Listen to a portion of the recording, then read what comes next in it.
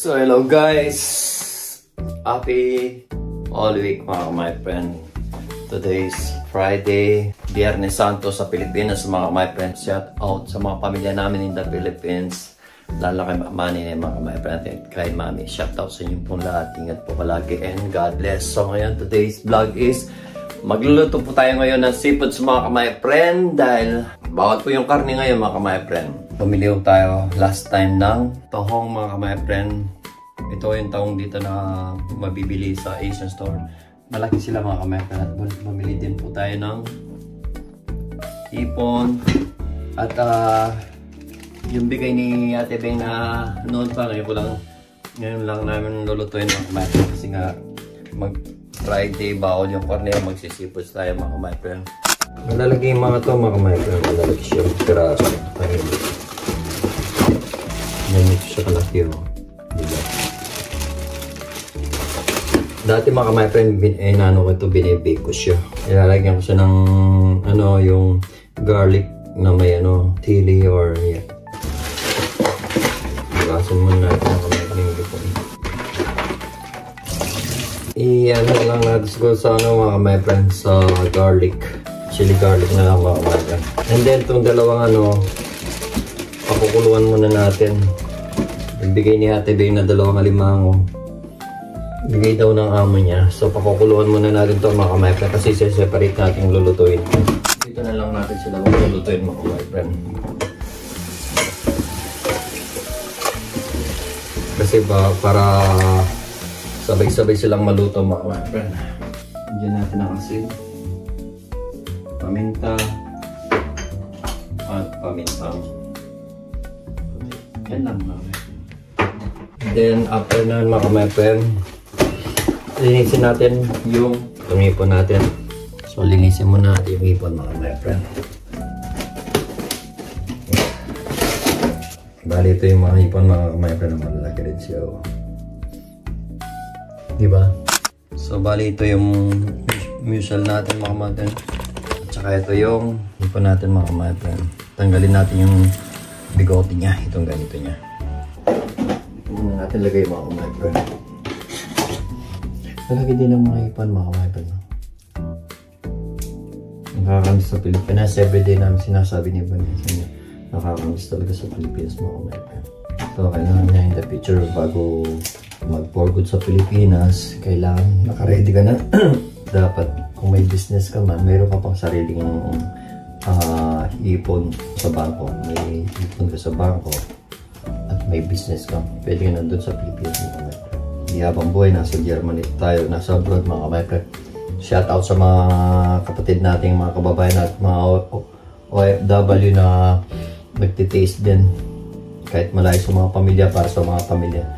Shout out po. Siyempre unahin natin yung kakainin nating lunch o late lunch natin mga my friend. Mamaya magluluto rin tayo ng kakanin.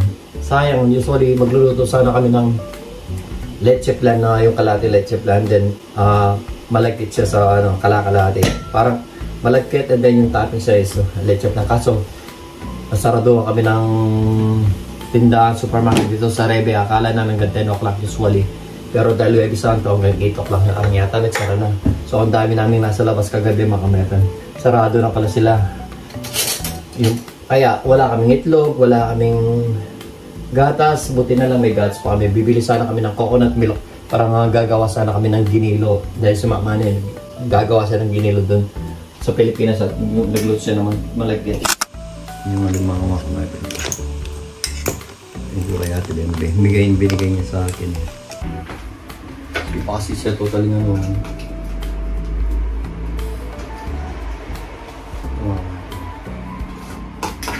natin mga 2 minutes para mga my friend.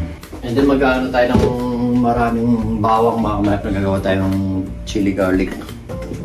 Patayin muna natin ito mga my friend. Then mamaya para dire-diretso na tayo sa pagluluto natin mga my friend. So hiwa muna tayo ng bawang mga my friend.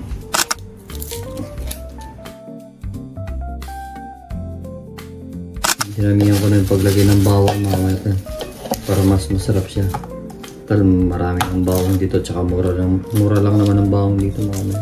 So guys, naano natin yung bawang. Lumimits na lang natin makamay para mas mabilis. Ay, ano ba yan?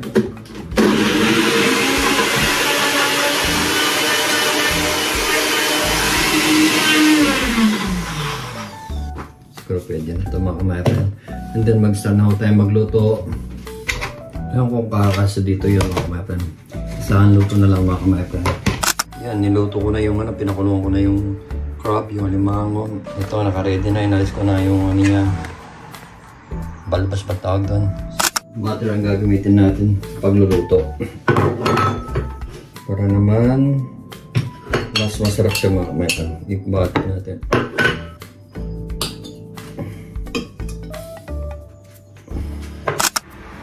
Kailangan natin yung sili. Kaso walang masyadong sili ito kaya.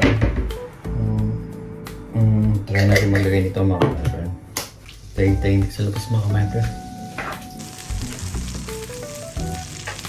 Hindi natin yung inanuan natin bawang. Hinahin natin yung ano para hindi siya mabigla. Bigyan natin ng konting mantika. Bigyan natin ng actually ano ito eh. Masarap naman ito sa ano. Dito na lang natin mga kapatid. Kulay mo siya. Bigyan po natin ng konting ketchup para magkulay na siya. Usually, mas maganda sa akin may aswet. Pero pwede naman to kahit konti lang mga friend. Bali ito yung pang-toppings natin o yung pang-ano natin mga friend. Bigyan natin ng asin. Tansyaan na lang mga friend. Para hindi siya masyadong maalat. Kasagyan ng paminta as usual. Ito yung white pepper.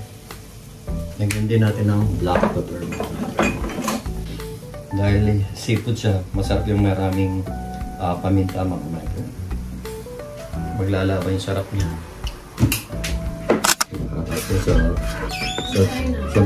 Sa pepper mga friend. Oh, may time ka. Ito na yung ano natin mga friend. Itatapis natin. Although ilalagay natin sa seafoods mga friend.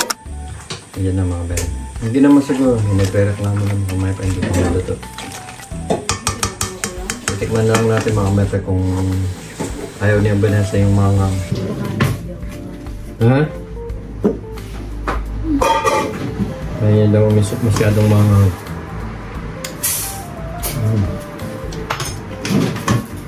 sakto lang mga metre. Try na lang natin mga metre kung magkakasa yung seafoods natin or yung seafoods talaga. Nagay na natin yung hikon mga metre. Yung ipon pa lang, ano na.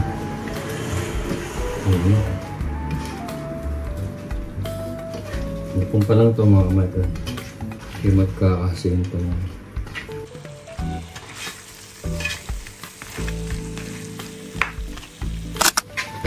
So, lagyan na natin yung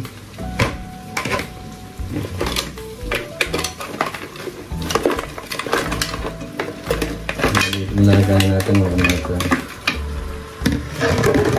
Maliit kung ano natin mga mata. Masyadong maliit. Bumili tayo ng wok natin mga mata.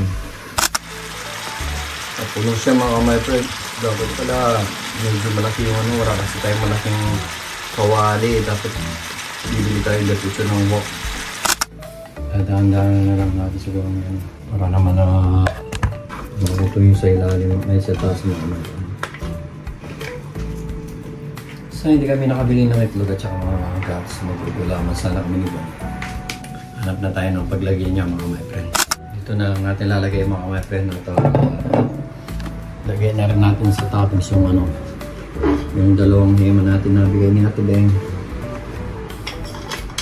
Balang puno. Balang puno siya mga my friend. Ating sauce. Lipat ko na lang yung iba siguro dito. Para magkalasa naman yung ano natin.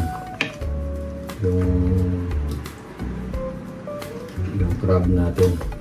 Sayang wala sila Ate Beng eh. Bait ko saan para makakain sila dito.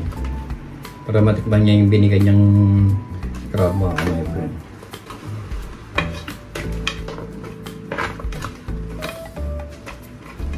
Paluto na rin ito mga my friend. Patayin na natin.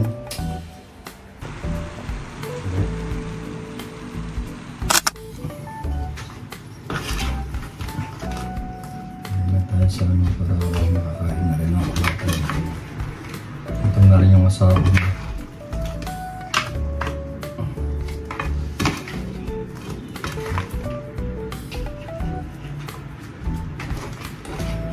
Ang sabaw.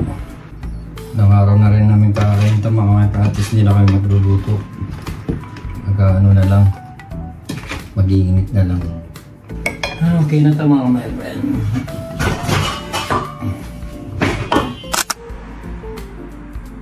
Pipot niya tatangos kali mga may friend. Limang manin naman hipon. Talagyan na natin dito mga my friend. So guys, kain na po tayo mga my friend. Luto natin mga my friend. Diba? Sarap. Gusto mo ba ito? May mo yung ipon? Ay, crab.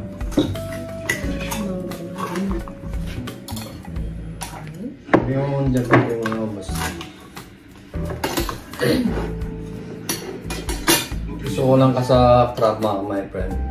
Hindi rin kasi ako masyad may sa crab eh. Gusto ko lang sa crab is yung ano, yung itik niya. Wala siyang masyadong sauce mga my friend. Kaya na po. Kaya na mga my friend. Ha? Cheese? Na paano? Hindi ko nilagyan ng cheese yan. Manghang? Gusto ko nakalimutan ko lagyan ng cheese mga kamay. Yung palang favorite ni Vanessa. Yung cheese. Yung sauce pa lang masarap na mga kamay friend. Manghang ng konti na yan. Pero sakto lang siya usually. Sa mga seafoods nga ano, yung medyo manghang talaga siya. Yung sauce niya. Sauce pa lang mga kamay friend. Masarap na.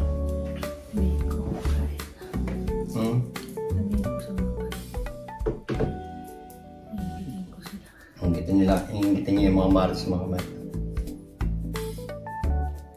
Yun pala yung mga maris, masarap din yung ano nila. Usually naman kasi pinag-ahanda kahit nagluluto lang sa bahay yung mga tao dito eh. Si Nika din magluluto yata ng bulalo. Sabi niya last time na nakakita ko si Nika. Magaling kasi si Nika sa pagluluto ng mga matamis. Tsaka pansin niya, tsaka yung mga matis na luluto. Si Abby na sarap yung luluto niya. So time lapse muna tayo mga my friend. Sarap ng kainan mga my friend. Ano bang rate mo, be? Ayos ah. Gusto mong pagka-rate ay 11 mga my friend. Lagpas pa yung mga sarap siya mga. Sakto lang yung mga hindi yung masyadong mga hirap ko yun. So hanggang dito na lang muna mga my friend. At tutuloy na yung pagkain namin yung Vanessa. Thank you so much for watching mga my friend. And thank you for supporting us. Thank you for supporting Team Gomez Vlog mga my friend. Keep safe always and God bless mga my friend. Bye bye. Peace mga my friend.